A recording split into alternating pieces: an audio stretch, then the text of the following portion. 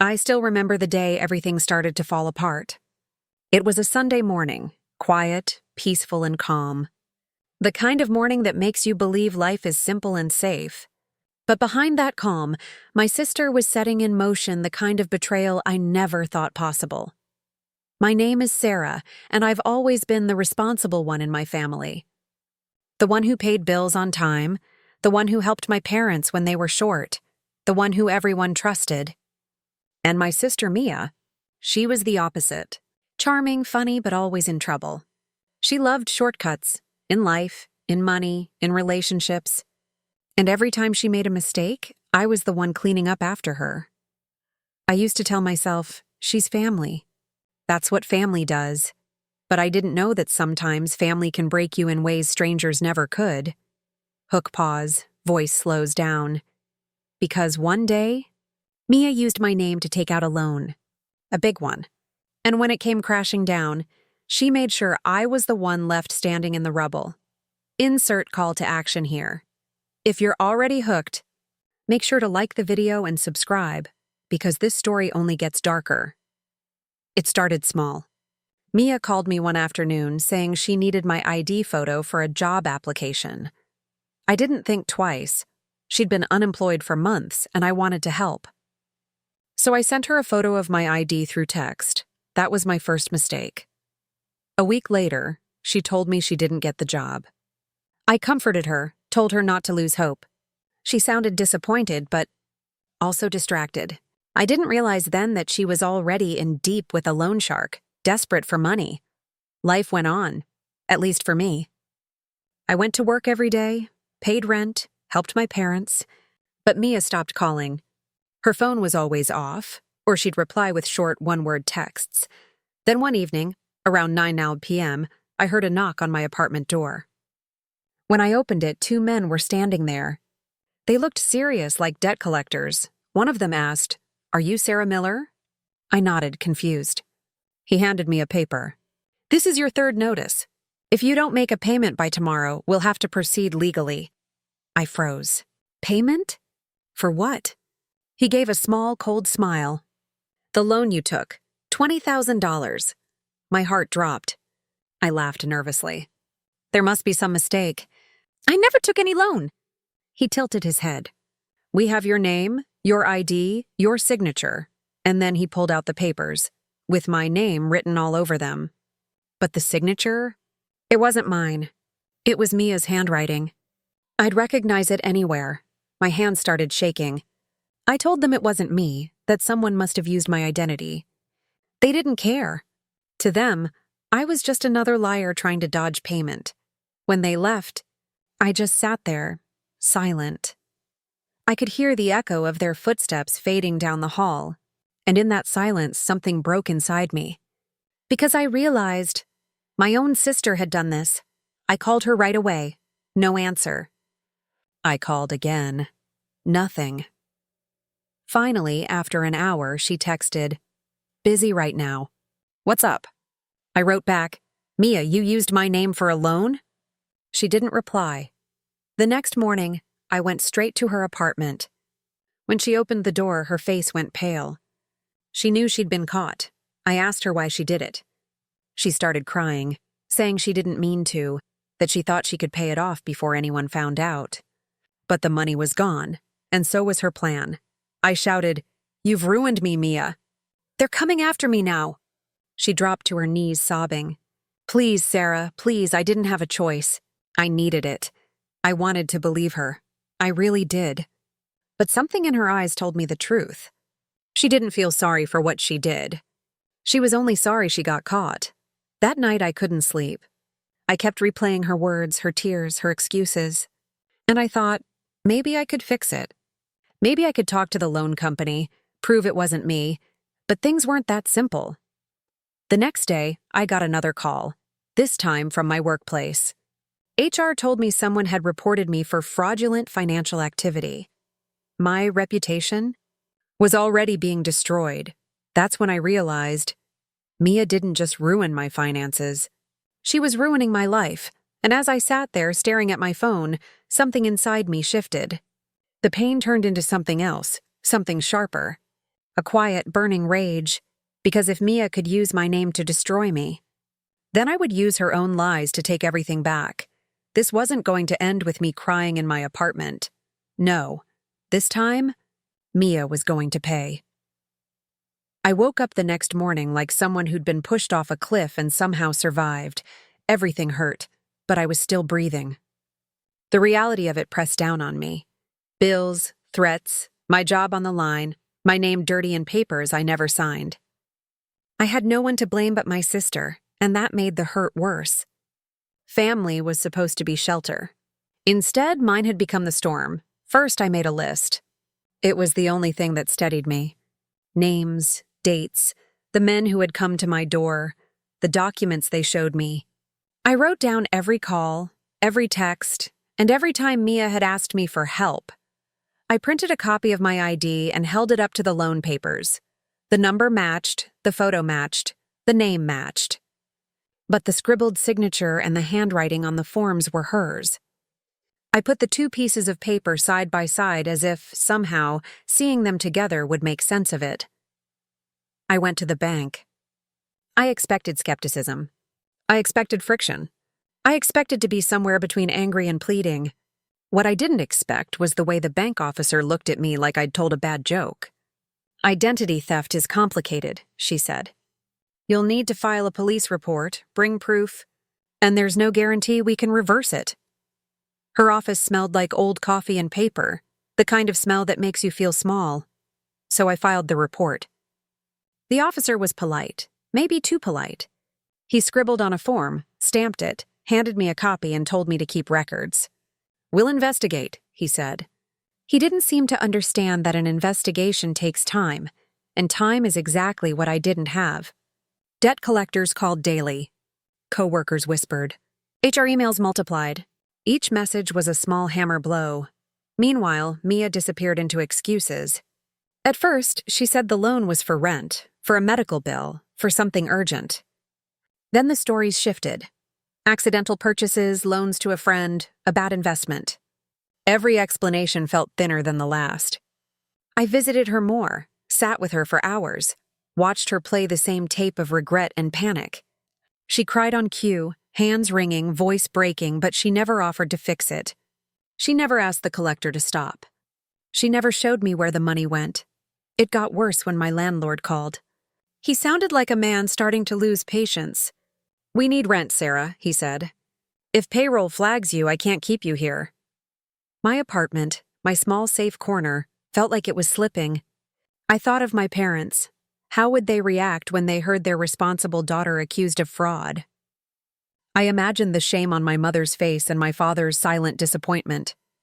I tried not to let the thought swallow me whole. That anger I felt the night they first knocked? It grew teeth. It turned into a plan, not something violent, not something illegal, but a strategy of exposure. If Mia had used my name to build her lie, then lies could be unmasked by truth. I would gather proof. I would trace the money. I would show every piece of the puzzle until there was no place left for her story to hide. Step 1. Document everything. I recorded conversations where collectors threatened legal action. I saved messages. I asked for copies of the loan agreement and notarized paperwork. Every no I encountered became a clue. Every closed door made me knock harder. Step 2. Find witnesses. There were people who knew Mia better than I did. Friends, former co-workers, the guy she borrowed coffee money from last year. I reached out and slowly people started to talk. Not out of malice, but out of the odd loyalty strangers keep to the truth. One friend admitted she'd seen Mia sign forms in a cafe. Another said Mia had once bragged about borrowing money using creative methods. That last word felt like a knife in my chest, but it also felt like fuel. Step 3. Trace the money. This was the hardest part. The loan had been funneled through accounts like a small river splitting into streams. I sat with a bank clerk for hours, watching transactions reveal themselves line by line. There were transfers to an unknown account, then to an app I'd never heard of, then cash withdrawals in places Mia frequented. Patterns formed. Names blinked on the screen. The money had a path, and where money goes, people follow. As I built the case, I noticed a shift in myself. The panic that swallowed me in the beginning changed into calculated focus. I learned to keep my voice even, to ask direct questions, to write emails that could be shown in court if needed. I became someone who could survive scrutiny because I had to. I also became quieter, more watchful of my sister's moves. She would not face me on this road without noticing it. Then came the first win. A promise from the debt collector to pause legal action, temporarily, if I provided the police report and fingerprint verification showing I hadn't signed the papers. It was small, but it bought me breathing room. I felt a glimmer of relief, like sunlight on a window I hadn't known was closed. But victory demanded more than paperwork. It demanded confrontation. I arranged to meet Mia in public, not the small apartment where shadows blurred truth, but a busy cafe with cameras and witnesses. I wanted people around, because I suspected she might try to gaslight me, or worse, charm her way back into nebulous innocence. The cafe hummed with life, clattering dishes, low conversation, soft music. Mia arrived late, hair messy, eyes darting.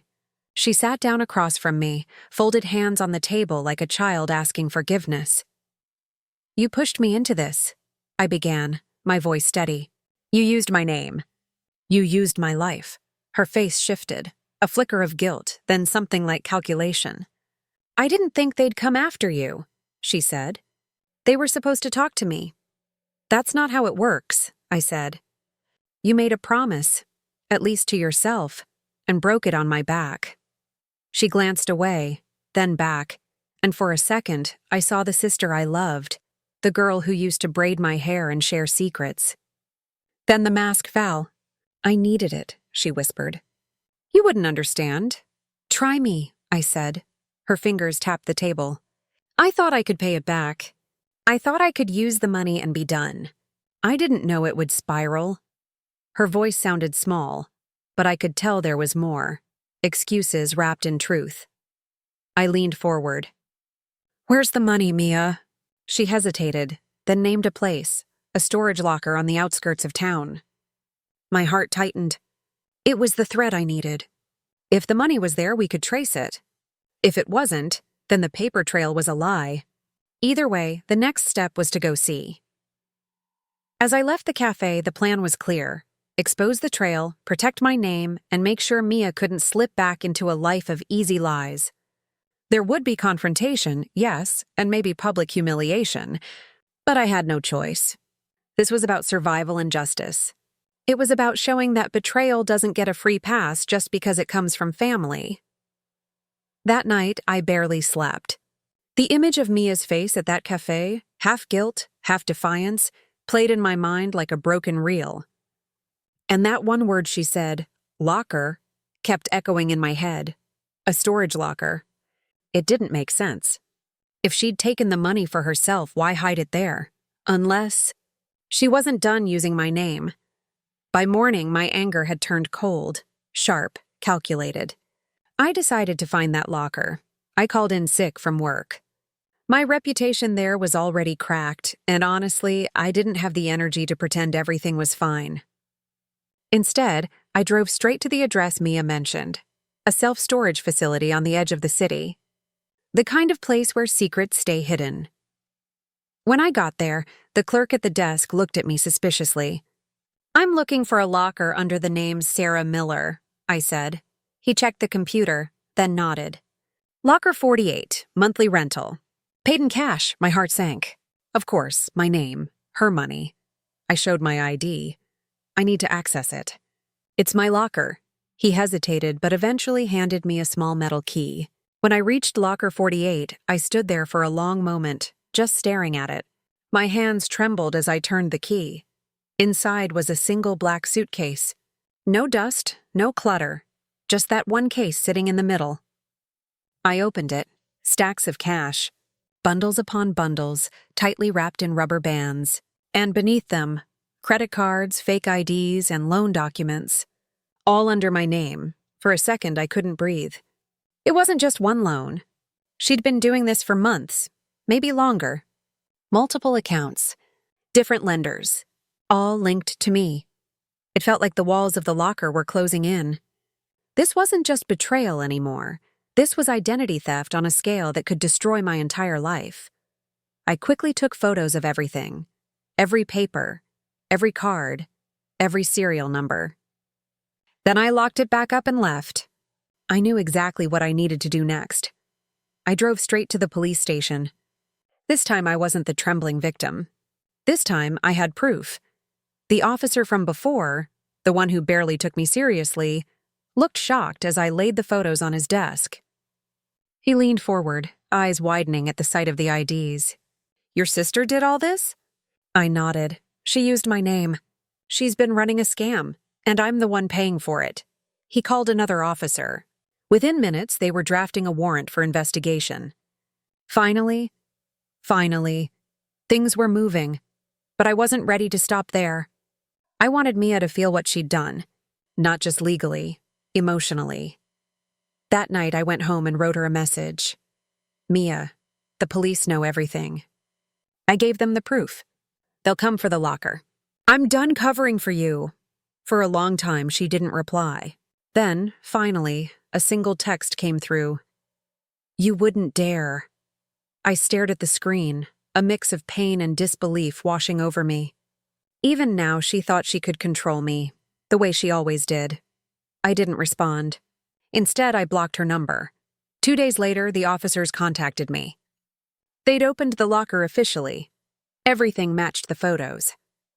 They were building a case, and when they traced the fingerprints on the documents, they belonged to Mia. That was the final confirmation. The truth was undeniable now, but even with all that proof, I didn't feel happy. I felt empty. Because no matter what happened next, jail, punishment, exposure, I had already lost something far more important. My sister, my trust, my peace. A week passed before I saw her again. It wasn't planned.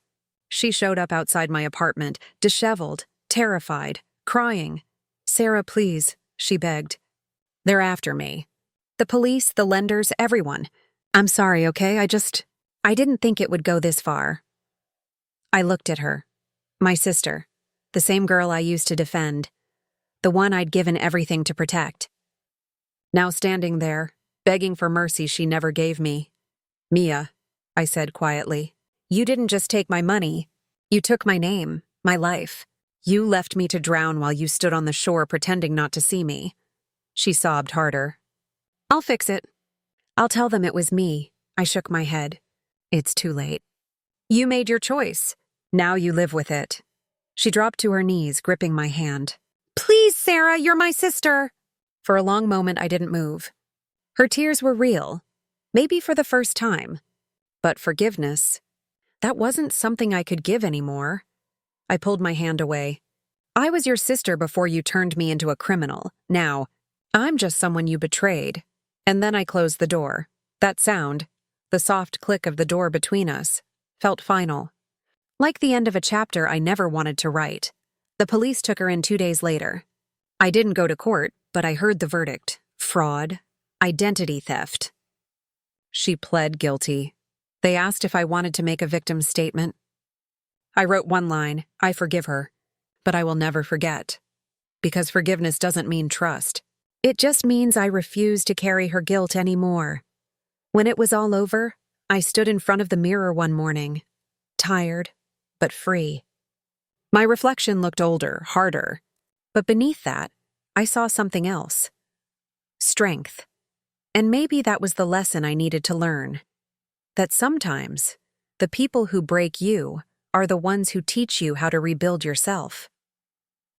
After the court case ended, life didn't just magically return to normal.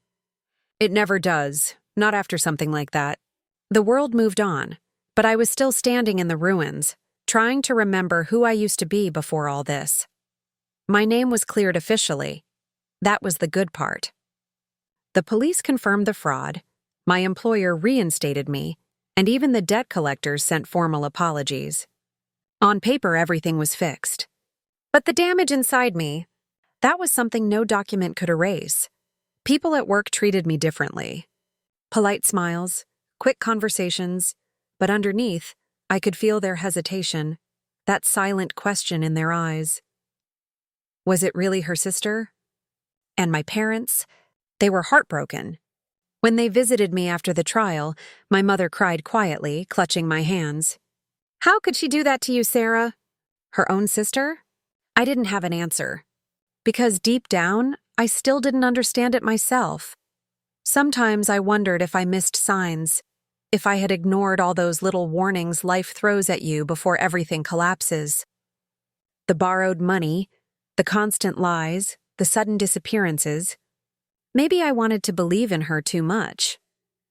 For months after that, I avoided thinking about Mia. Until one day, I got a letter. It came from the women's correctional facility where she was serving time. At first, I wanted to throw it away. I didn't owe her my attention anymore. But curiosity got the better of me.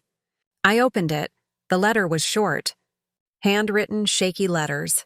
Sarah, I know you'll probably never forgive me, but I wanted to say it anyway. I'm sorry. I never thought things would go that far.